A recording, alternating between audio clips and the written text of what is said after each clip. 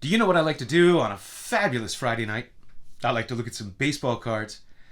Hey, I got a new scarce or rare card in from a fantastic set, and I want to share it with you. I'm so excited to get it. That is a 1927 York Caramel Eddie Collins.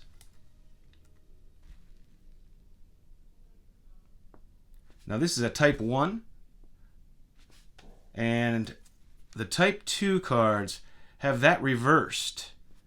It's reversed, facing the other direction, and they are a little bit more glossy. These were made in 1927, the Type 1s. The Type 2s were made in 1928, and they believe they were an unplanned extension of this set. It includes some other players. This set is listed at 60 total cards for this one and 59 for the 1928. But I guess in reading up on these, they say there's a total of 62 because there's two cards with variations. One is the Herb Pennock, which has a name on the jersey on one variation and not on the other. The other one that, according to them, is the Babe Ruth. Now, PSA does not list a variation for the Babe Ruth, and I've never seen one. So I don't know if it exists. I don't know if it does. I'm sure it's very rare and doesn't look like PSA graded any. Or else they didn't list the variation on their pop report. Now, this card has a PSA pop of only 27. And you might notice that these are similar to the ice cream cards, the Yinglings, the Sharps, and the Harringtons, and also similar to the W502 cards. That's the Tharps, not Sharps. I misspoke. Sometimes my mouth or my brain doesn't work so well.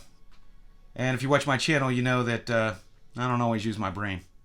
Now, PSA says that this is the most sought after and only true E-card of the 1920s. And I'm not sure I agree with that. Certainly a great set. And you might think of the 1922 Nilsson's Chocolate, but those were made in Canada, so they're not E-cards. But the one that comes to mind for me is the 1922 American Caramel.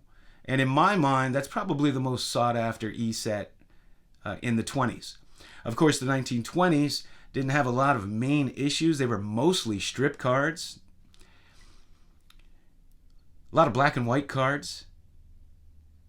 So it was an era where you didn't have the beautiful cards like the Cracker Jacks or the T206s or the 1933 Gowdy. But it's also an era that has a lot of rare sets.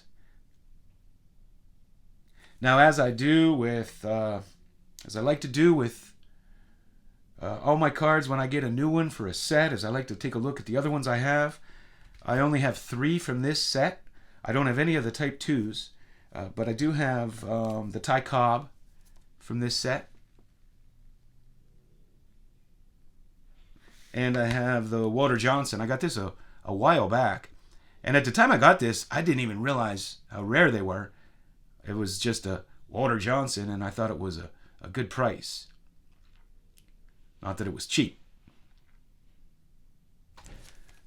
So I'm glad to add the Eddie Collins, of course, one of the best early second basemen. I would argue that he and Nap Lajoie were the two top ones of that era. And then, of course, a guy named Hornsby came along a little later. But I'm super happy to add this. In fact, I'm double D stoked to add this. So that's what I have for you. Hey, have a great night. Thanks for hanging out with me.